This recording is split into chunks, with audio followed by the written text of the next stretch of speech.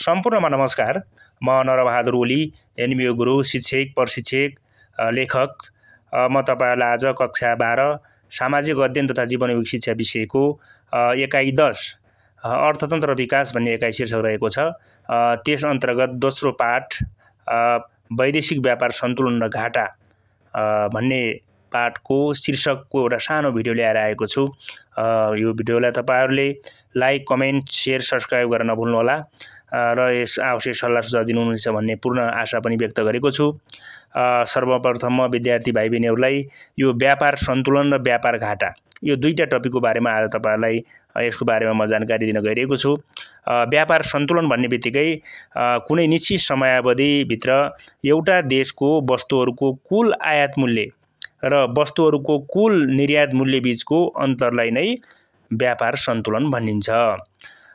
एउटा देशले अरु देशहरुबाट वस्तुहरु निर्यात गर्दा त्यस देशको मुद्रा बाहिर देशमा जान्छ वा खर्च हुन्छ भने अरु देशहरुमा सामान निर्यात गर्दा वैदेशिक मुद्रा आर्जन हुन्छ। यसरी आम्दानी र खर्च बीचको अन्तरलाई नै व्यापार सन्तुलन भनिन्छ।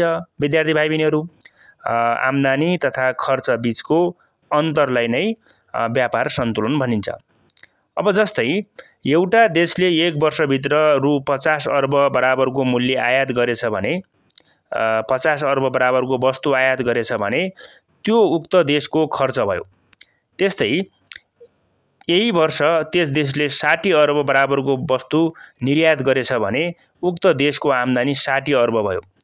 यसरी त्यस देशलाई 10 अर्ब बराबरको व्यापार सन्तुलन प्राप्त भयो।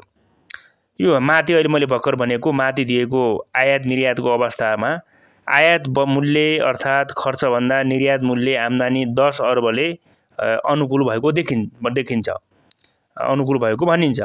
यदि निर्यात खर्च बढी र निर्यातबाट यदि आयात खर्च बढी र निर्यातबाट हुने आम्दानी कम भएमा व्यापार सन्तुलन प्रतिकूल हुन्छ। प्रतिकूल व्यापार सन्तुलन हुनुलाई व्यापार सन्तुलन विपक्षमा रहेको पनि भनिन्छ।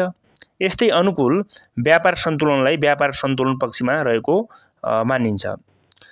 अब नेपालको परिप्रेक्ष्यमा कुराहरू गर्दाखेरि नेपालको अन्तर्राष्ट्रिय व्यापारको अवस्थालाई हेर्दा आयातमा हुने खर्च वस्तु निर्यातबाट हुने आम्दानीको तुलनामा धेरै बढी हुन्छ। नेपालले कृषि उत्पादन, हस्तकलाका सामग्री, गार्मेन्ट आदि वस्तुहरू सीमित मात्रामा निर्यात गरेर थोरै मात्रा आम्दानी गर्दछ भने ठूलो मात्रामा महँगा मेसिन, अटोमोबाइल लगायतका धेरै विलासिताका सामानहरू आयात गर्दछ। नेपालको आयात खर्च धेरै हुने हुँदा नेपालको वैदेशिक व्यापार सन्तुलन सधैँ प्रतिकूल रहन्छ।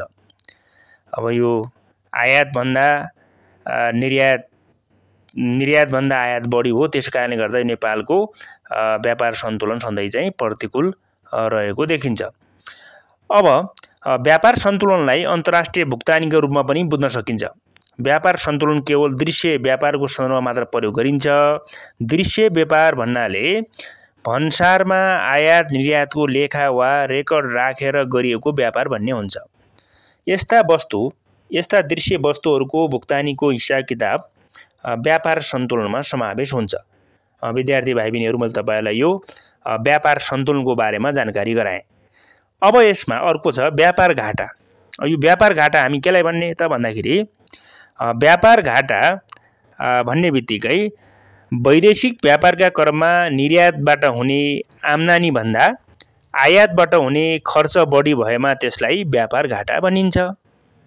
विद्यार्थी भाइ बहिनीहरु, एकचोटी फेरि पनि ध्यान दिनु पर्यो हजुरहरूले, तपाईहरु सम्पूर्ण श्रोताहरूले, महानुभावहरूले। यो व्यापार घाटा भन्ने बित्तिकै वैदेशिक व्यापारका क्रममा निर्यातबाट हुने आम्दानी भन्दा आयातबाट हुने खर्च बढी भएमा त्यसलाई व्यापार घाटा भएको मानिन्छ। अन्तर्राष्ट्रिय व्यापारका क्रममा वस्तुहरू एक देश र अर्को देशबीच आयात र निर्यात गर्ने गरिन्छ। कुनै पनि देशमा अर्को देशबाट वस्तु आयात गर्दा खर्च हुन्छ भने वस्तु निर्यात गर्दा आम्दानी हुन्छ। कुनै पनि देशको व्यापार घाटालाई प्रतिकूल व्यापार सन्तुलन र प्रतिकूल भुक्तानी सन्तुलनले जनाउँछ। नेपालको सन्दर्भमा नेपालको आयात खर्च निर्यातबाट हुने आम्दानी भन्दा बढी भएकोले नेपालले वैदेशिक व्यापार घाटा बेहोरिरहेको छ। विद्यार्थी भाइ बहिनीहरु, नेपालको सन्दर्भमा नेपालको आयात खर्च निर्यातबाट हुने आम्दानी भन्दा बढी भएकाले नेपालले वैदेशिक व्यापार घाटा बेहोरिरहेको छ। यो चाहिँ मैले तपाईहरुलाई आज सानो भिडियो ल्याएर आएँ।